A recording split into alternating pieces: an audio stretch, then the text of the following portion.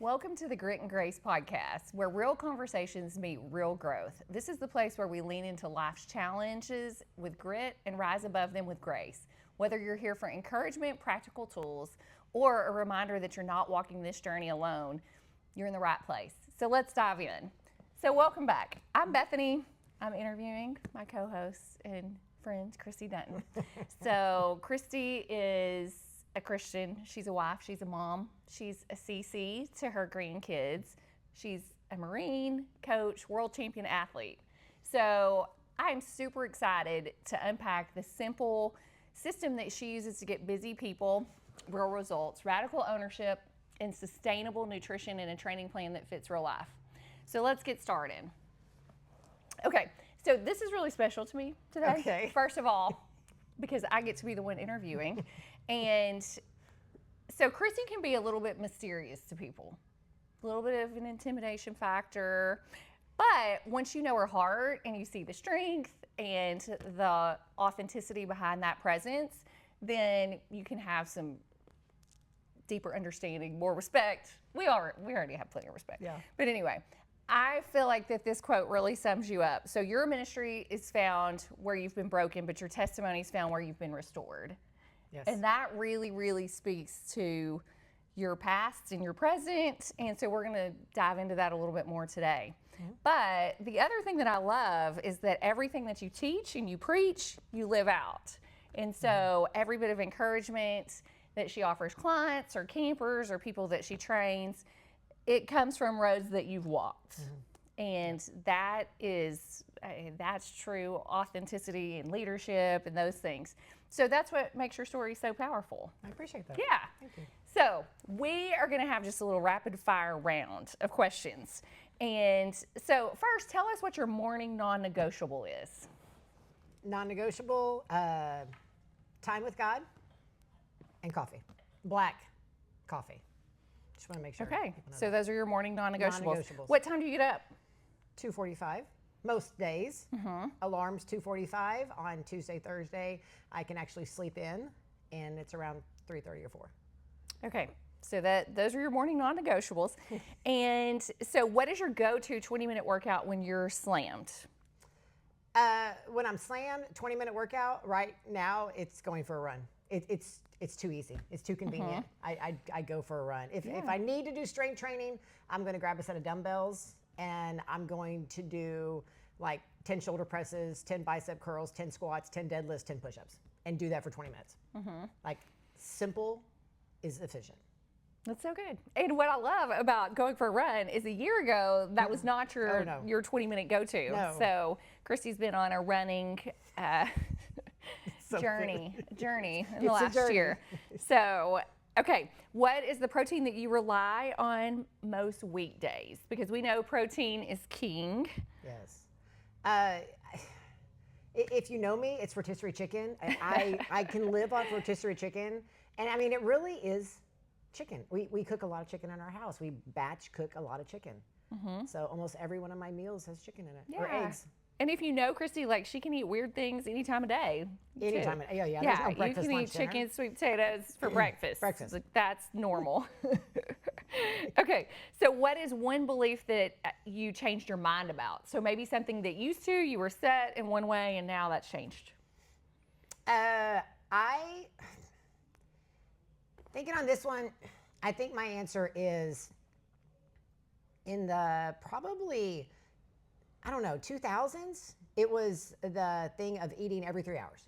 Like break your fast, get up, break your fast and start eating. And as soon as you work out, you got to eat 30 minutes after that meal. And I don't believe in that anymore. I don't believe that I have to eat 5 times a day.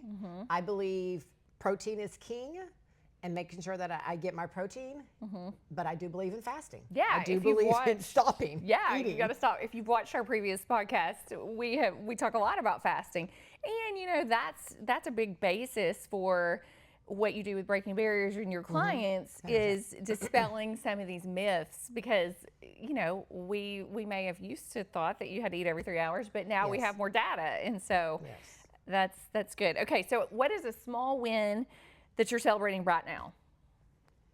DEKA world champion. Yay, yes. So, and we'll talk more about DEKA, but tell us about DEKA just a little bit. So I am going to Fort Lauderdale. Bethany is joining me on this adventure this time. And I am competing in 5 events at the World Championship. 2 of them are with my husband. So we qualified for 2 co-ed events. And then I'm going to compete in 3 events this year. I've never competed in 3. I've qualified for 3 my second year. I think in 2023 I qualified in all 3, but I backed out of the DEKA Fit because I wasn't a runner. I am a runner. I am becoming a runner now, so I'm a little bit more confident and able to run the DEKA Fit and DEKA Mile and still do well in this. And I feel like a small win that you're celebrating is becoming a runner, because really, like 1 year ago, Christy's like blanket statement was always, "I'm not a runner. I'm not a runner. I'm not a runner." And she's running a half marathon in 1 week. In 1 week. Yeah, right. and busted out 8 miles as a taper this morning like nothing. So I think it's a small It's crazy. win. Yeah. It is absolutely insane. Yeah. Okay, so finish this line. Ownership is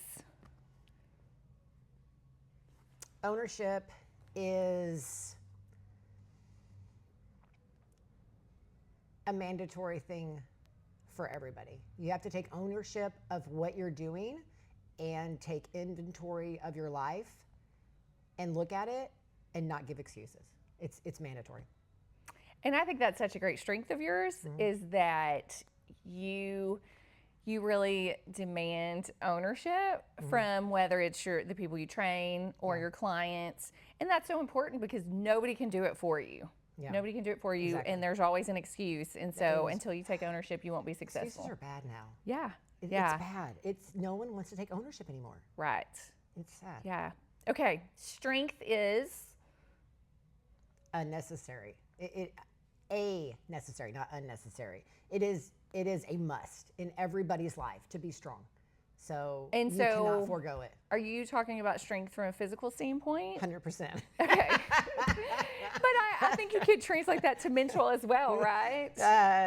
Yes, because if you take ownership of your life and you look back and you're not able to do things because you're not strong, Yeah. then take ownership. That really Fix it. is like a pillar of what we stand for, is that we want you to be strong so that you can be strong in later years. Yes.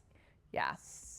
But we could translate that to mental strength, to mental fortitude, all areas of life. Okay, leadership is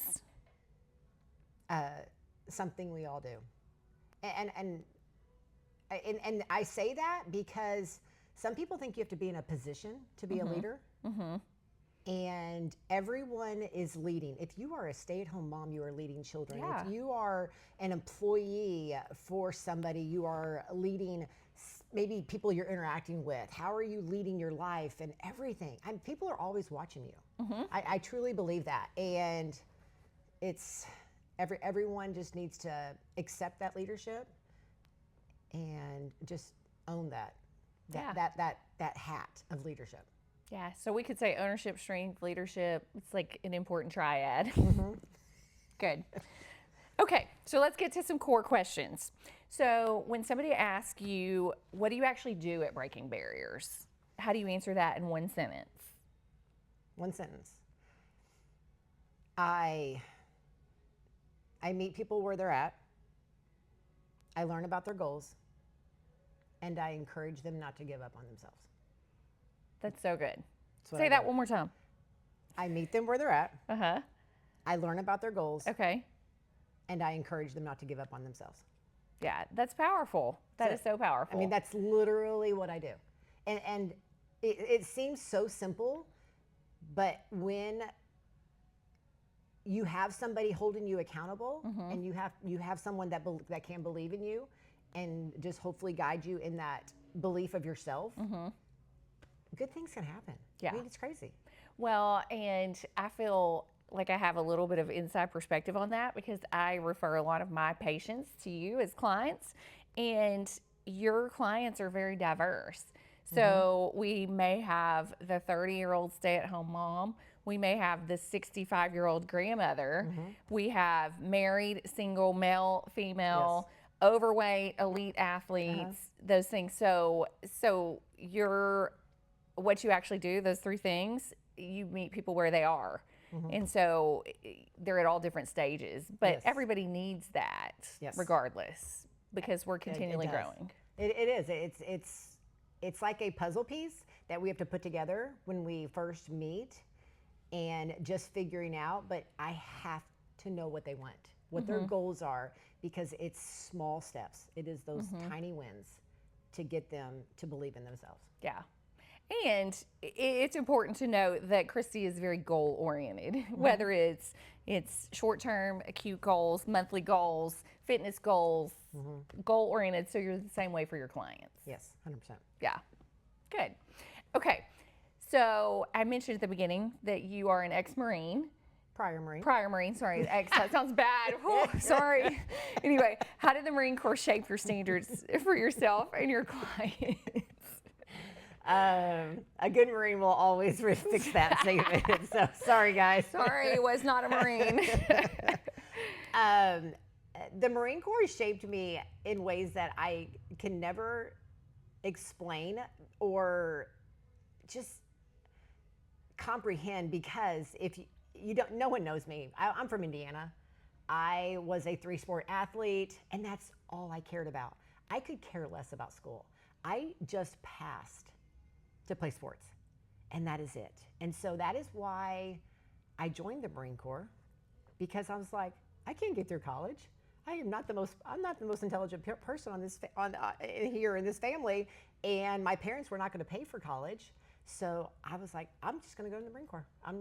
I chose the Marine Corps because I had somebody that I looked up to join the Marine Corps, and I was actually scared at first to join something like that, but it was the hardest.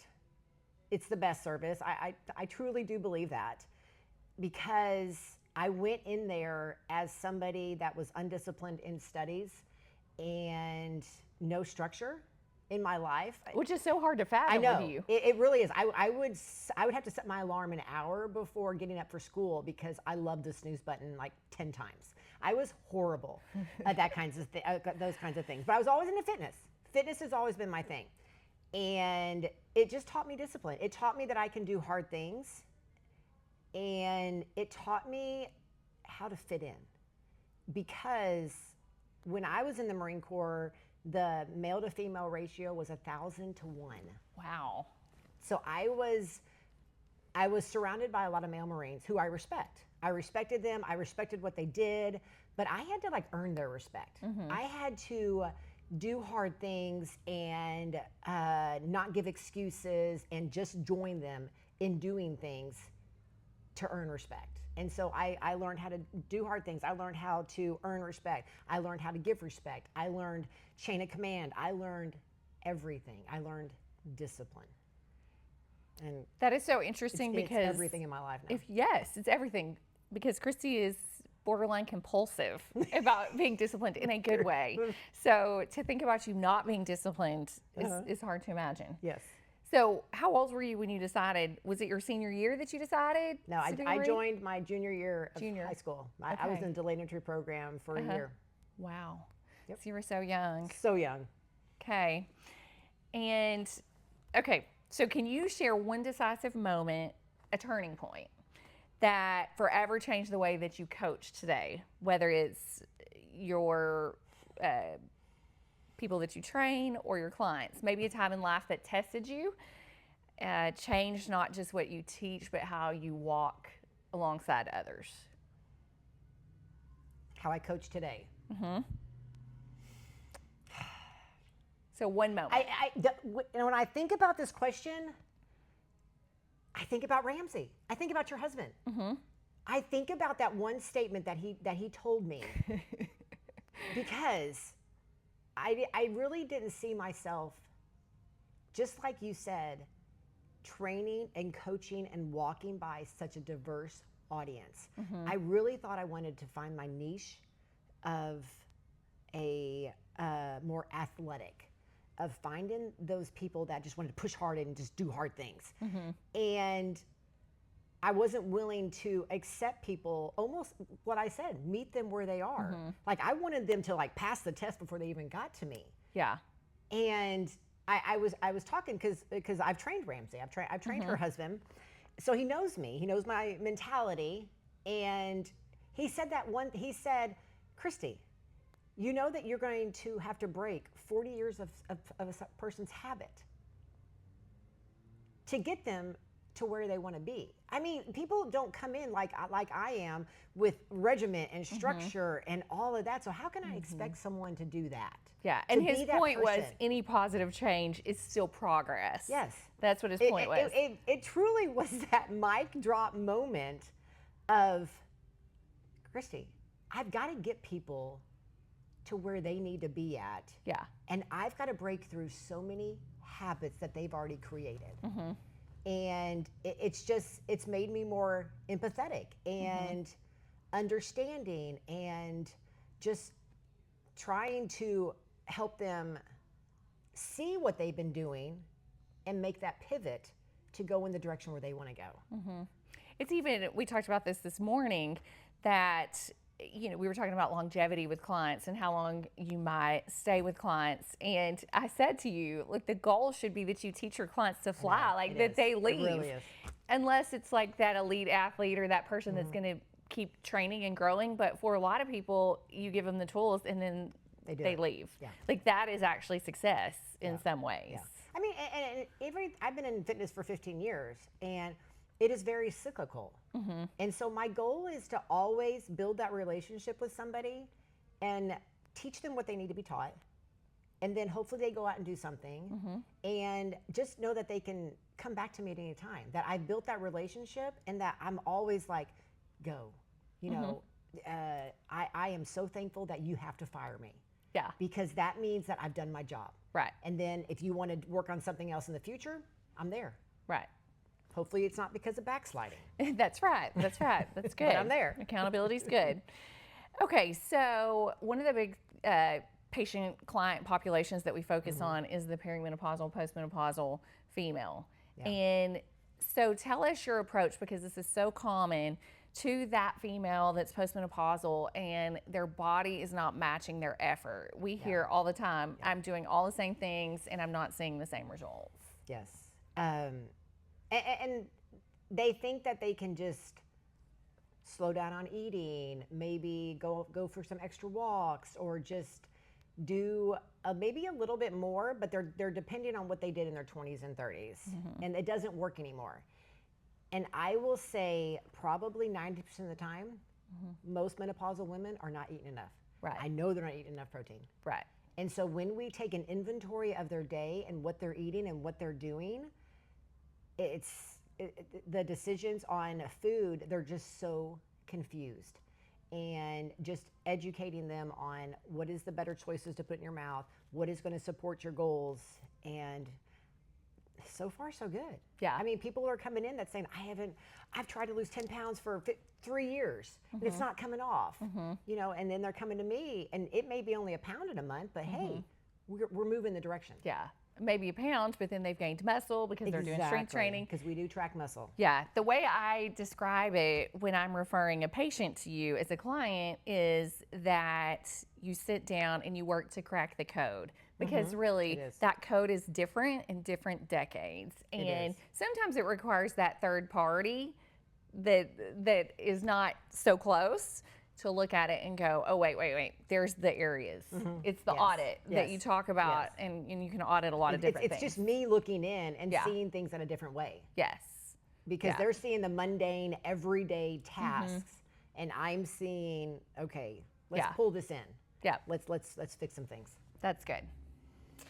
Okay, so how has your faith in your journey in sobriety shaped the way you coach? Not just in what you teach, but in how you set boundaries, lead with discernment, and protect your own peace.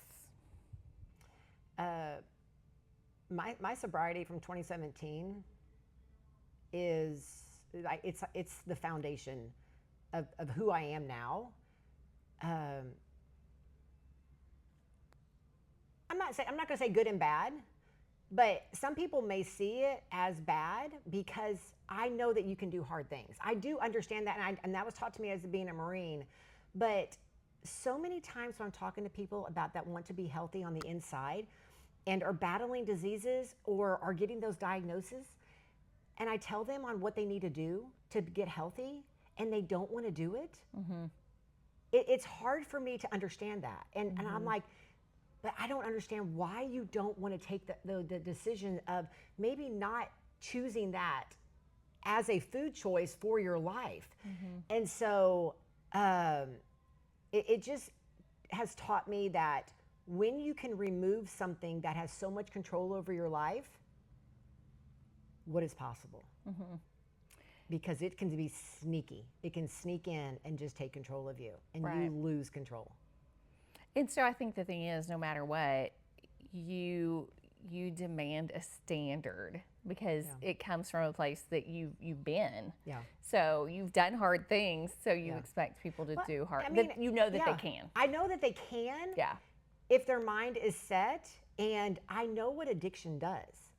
And if someone is not wanting to give up something or to abstain from something, is it an addiction? And are you giving something that much control of your life?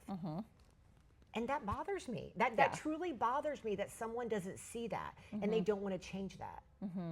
Because I don't want to give something power over my life. Right. You've been there. Yeah, I've been there. And you don't want to go back. It's not good. Yeah. Yeah. And I think you recognize with clients that can look so many different ways, what you give power to. Yes. So, okay. When did faith shift from background to backbone in your life? I was raised in a Christian family. I went to a Catholic school for 13 years. So God has always been the top of my life. He's always been there. I was taught Christianity and my faith from a little girl. But I converted in 1999 to Christianity and got baptized in 1999.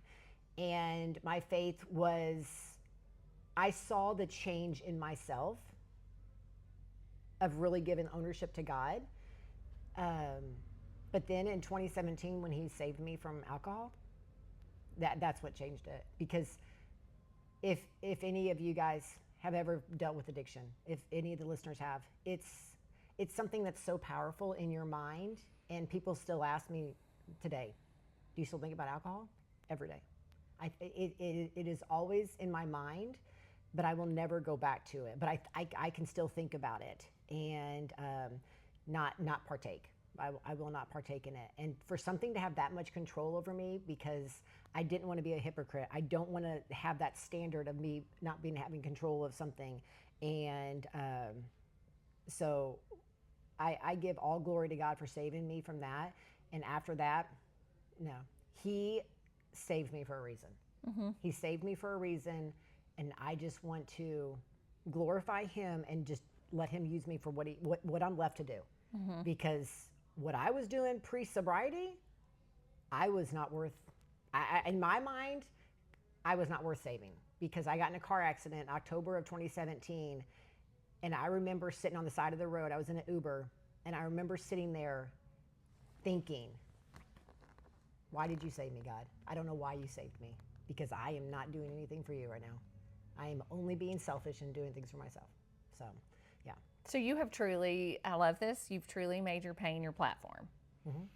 And I mean, you've walked some hard roads. You can, the average person, if you just loosely know Christy, you can think, man, this girl, she's got it all together, and she does, but she hasn't always. No, I have not.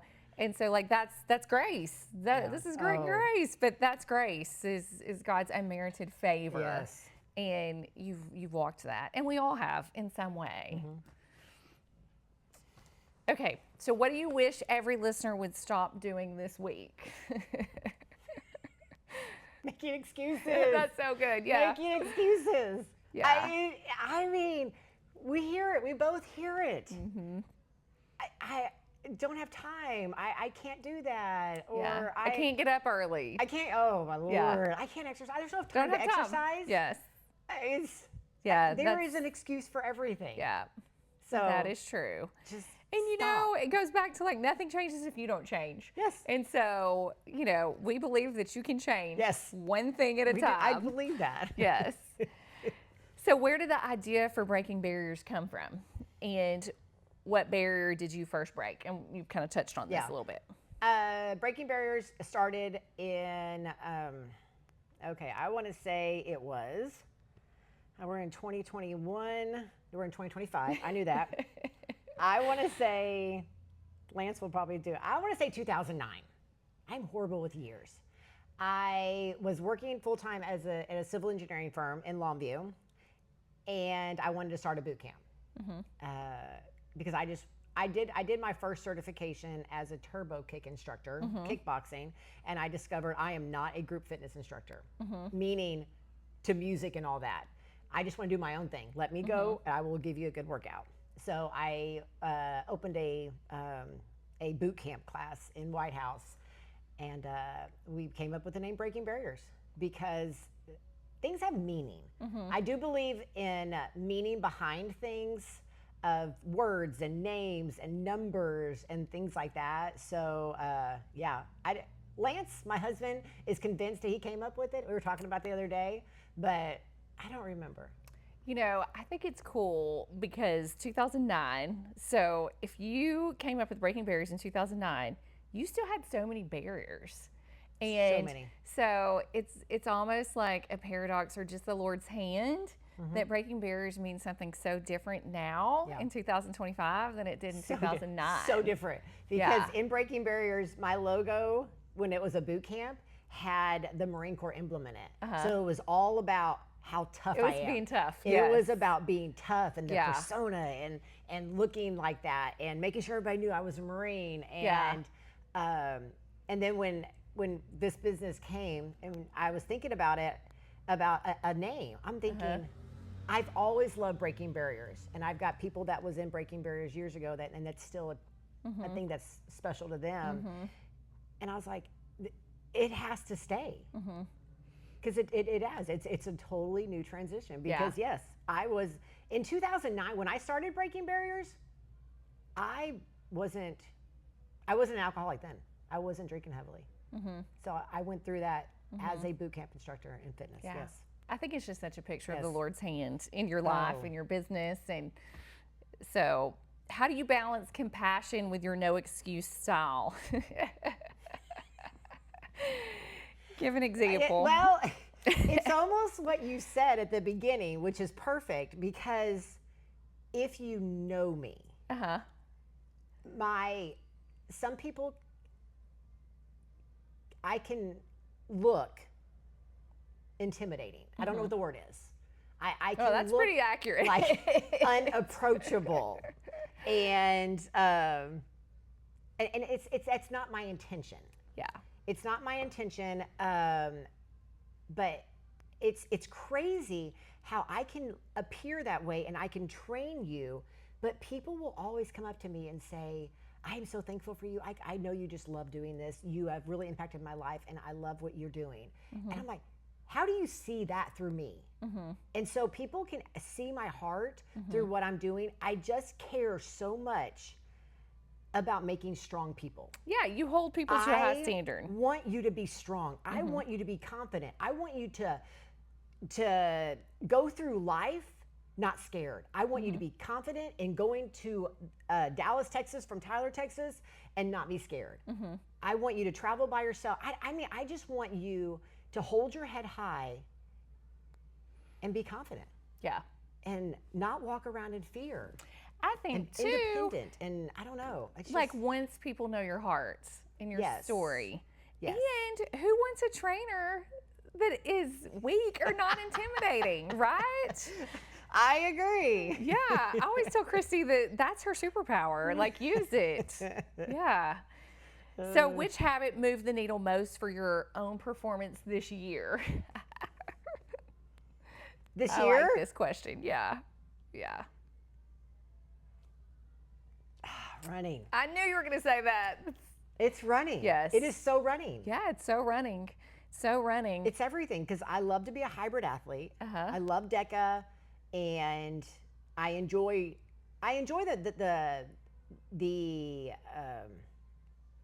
the structure of Camp Gladiator as a trainer because we can run and we can work out and we can strength train. It's a boot camp style. It's a boot camp. So I enjoy doing that way. I enjoy training that way. But when the runs take me down, I'm not a good athlete. And so putting all these miles in has made me better. Yeah, we've just kind of helped set some goals together. So it's been good. The goals just keep building. Yes. Because we like goals. So if a new client gave you 30 days, Okay. what would you promise and what would you not promise? I would promise that I will hold you accountable to your goals. I will promise that I will give you the best advice that I believe will get you to your goals. I will not promise weight loss because I don't know what they're doing when they leave me. Right. I will not promise muscle gain. I will not promise things like that. Yeah. I will not do it because I know what I'm saying should move the needle, but just like you said, it's an experiment. Right. It is because truly everybody's an different metabolically. Everybody. And, people feed themselves Yes. some lies too. And so, like you said, we talked about this morning in regards to clients and patients that, your weight or weight gain, weight loss is not my responsibility. Yes. You can coach them, Yes. give them the tools, but ultimately ownership. It goes back to ownership. It's yours. Your health is yours. Yeah. And so that's good. Okay. So what does starting today look like if somebody comes to you and they're completely overwhelmed? How do they start today? They start today by unloading everything that they do and what they've done in the past to me.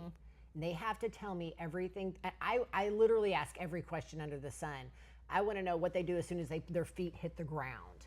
In the morning, I want to know what time they get up. I want to know what time they go to bed. I want to know what they're doing before they go to bed. Because I believe every decision that you're making has an impact on the results that you're getting. And so starting today is downloading everything you're doing, and I'm looking at it with an unbiased opinion, knowing only your goals. And so then you're going to walk away with a plan on what we can do and then reconvene in 30 days and see where we're at. Okay. But you have to be honest with yourself. You have to be honest with yourself. Okay. So we did some rapid fire questions. Now we're going to do some rapid reflection. Okay. So what's a verse that you've been leaning on or a song on repeat, quote you revisit, a small win for this week? I'm still stuck on, is it Brandon Lake, Pour Me Out? Yeah, Pour Me Out. It's so Bethany good. put me on that song in Boston, and it's just about the Holy Spirit using me to do whatever He needs. Yeah, to be an instrument Just use me, and I want to be used, but I want to hear His whisper, and then I want to obey. That's good. So be sensitive to the Holy Spirit, obey, and use you. And use me. If you haven't listened to that song, it's called It's a good Pour one. Me Out by Brandon Lake. It's a good mission song. I still don't want to watch it at 7 p.m. at night, though. I don't want to. Yeah, we went to a concert a few weeks ago, and we're just not late night people. We're not. That's the next podcast. Not even that. Not even that person. Yes. So what single challenge would you give listeners for the next 7 days to help break barriers? And what is step one for tomorrow morning? That's it. Tomorrow morning. Get up 30 minutes earlier. It could change the trajectory of your day. Wake up just 30 minutes earlier. Don't be rushed. Be in control of your day. Do something productive in the morning instead of rushing to get out of the house. Yeah. Or not planning your meal, not grabbing your lunch. not Exercising. starting your day, Yeah. not starting with God, not starting with Yep. exercise. There's so many things. Yep. And everyone tells us, so many people tells us, they're not morning people. But a morning routine is one of the best things. Yeah. Just wake up 30 minutes early. It can really change the trajectory. Yes. Change your success. Yes. In a lot of different areas. That's great of us. Okay. Well, anything else you want to add? Anything else you want to add? I'm over here sweating because of all these questions. So First of all, thank you for your honesty and for telling us about breaking barriers and just, you know, you have to be vulnerable and there's some parts of your past that you're not proud of, but it's who makes you who you are today, the trainer, the coach, all those things. Yes, it does. It took me years to say the word alcoholic, and because just like you said, vulnerable. I never want to appear out of control. Yeah. Shocking. Yes. Well.